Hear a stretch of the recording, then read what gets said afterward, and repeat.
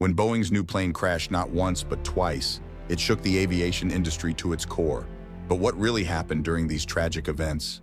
In both incidents, pilots fought desperately against the plane's systems. Indicators flashed warnings they couldn't ignore. The Lion Air and Ethiopian Airlines crashes were eerily similar, leading investigators to suspect something more than mere coincidence. The MCAS system was supposed to enhance flight safety by automatically adjusting the aircraft's nose, but it became a deadly flaw in the new 737 MAX. Engineers at Boeing knew about the potential issues with MCAS, but with stiff deadlines and intense competition, the pressure to deliver was immense. News of the crashes spread like wildfire. People around the globe demanded answers. Boeing faced legal battles as families of the victims sought justice. Questions were raised about the certification process and oversight failures. The timeline of events revealed a pattern of negligence. Boeing and regulatory agencies had missed red flags leading up to the tragedies.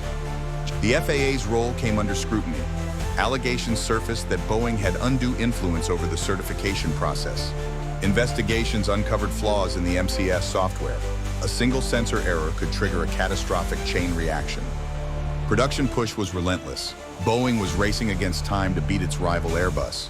But in that rush, corners were cut. Whistleblowers within Boeing came forward, revealing chilling details about ignored safety concerns. Their warnings had gone unheeded. The human cost was unbearable, families torn apart, lives lost in an instant. Their stories became a somber echo of corporate negligence. Top executives at Boeing were called out for their role. The public demanded accountability, but answers were evasive. Boeing's PR machine went into overdrive. Efforts were made to reclaim the corporation's tarnished reputation, but the damage was done. The financial ramifications were severe. Boeing's stock value nosedived, jeopardizing its market position.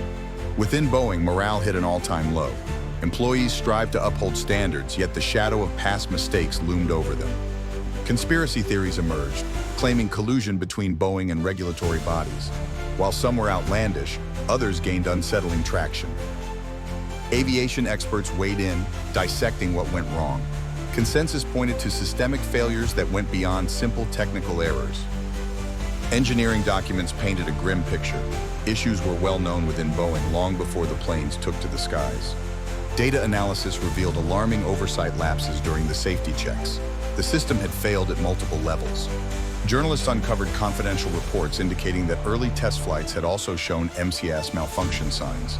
These documents were buried, and Boeing, once a hallmark of aviation excellence, now faced a crisis that threatened to tarnish its storied legacy.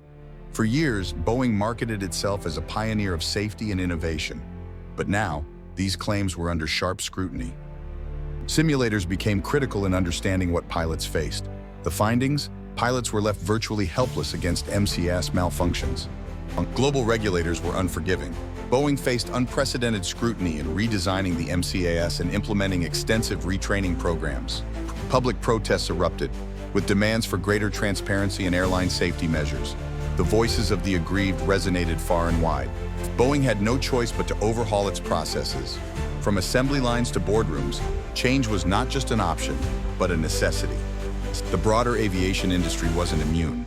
New policies were drafted, aiming to prevent such tragedies from ever occurring again.